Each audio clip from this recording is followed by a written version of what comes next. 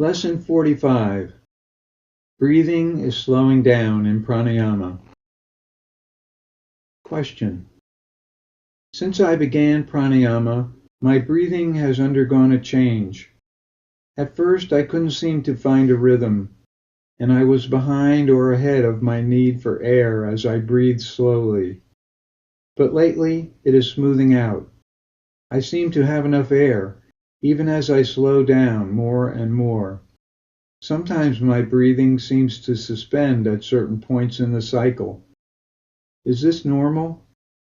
Am I doing damage to myself when my breathing becomes so slow that it almost stops? Answer. Your experience is very good. It demonstrates that much cultivation is going on underneath in your nervous system, and the life force is coming up from the inside to replace your reduced intake of oxygen. This is why you feel comfortable with your breath slowing down and are without strain. This is a normal consequence of pranayama, and it will not be harmful to you as long as you don't force the process. There is a great natural principle at work here. It is why pranayama is so effective for cultivating the nervous system. Recall that pranayama means restraint of the life force.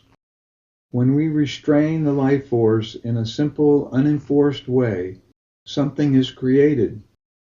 The gentle restraint of breath creates a biological vacuum effect, a small suction on the life force in us.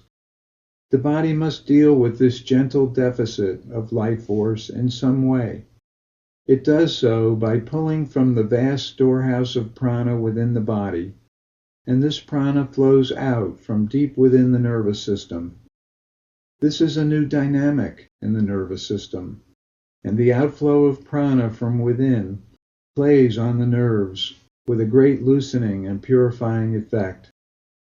This process is at the heart of all the effects that come up from pranayama. Right behind the flow of prana coming up in pranayama is the bounteous flow of pure bliss consciousness, assuming we are practicing our meditation every day. We are all familiar with the benefits of applying the principle of restraint in various areas of our life. If we gently restrain what seems to be our immediate need, we invariably benefit in some way. This is particularly true if we have been overdoing in terms of fulfilling our perceived needs, as we are prone to do in our consumption-oriented Western lifestyle. There's great wisdom in the saying, moderation in all things. A very simple and obvious example is eating. If we gently restrain our food intake, we begin to burn the fat in our body to replace the reduction in food intake.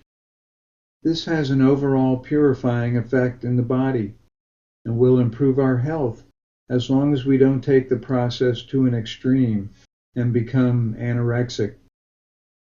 The principle of restraint operates in many areas of life. If we restrain our spending, even a little, we find that we have more money. If we lose our job, which is not always perceived as a positive event, very often we end up with a better one. Life has a way of compensating for whatever is restrained, often with something better. There is no doubt that if we moderate our excesses, we find more in life. In many areas of life, we find that less is more. This principle is also operating in meditation. As we easily favor the mantra, we are gently restraining the endless streams of thought that we are almost always immersed in. In meditation, we create a state in the mind where the attention is not focused on meaning. Yet, we are keeping the mind active with the mantra. We have not put the mind to sleep. So, with less opportunity for attention to cling to meaning, there is a kind of vacuum created in the mind. What happens? Well, You know what? The attention goes to quieter and quieter levels until the mind becomes completely still in the great silent expanse of pure bliss consciousness. By gently restraining the flow of mind, we create a vacuum that draws pure bliss consciousness into us. It has been said, nature abhors a vacuum and rushes to fill it. It is true. Much of yoga is based on the application of this principle to stimulate the human nervous system to a higher level of functioning and experience. We are not usually inclined to voluntarily restrain things that we consider basic to our existence. Yet, if we understand the principle of compensation that is operating everywhere, we will find opportunities to move forward in our lives with greater skill. Pranayama is one shining example of the application of this principle. As you will see, pranayama reaches far into the essence of what we are and plays a major role in pulling us out, enabling us to become ecstatically radiant. The Guru is in you.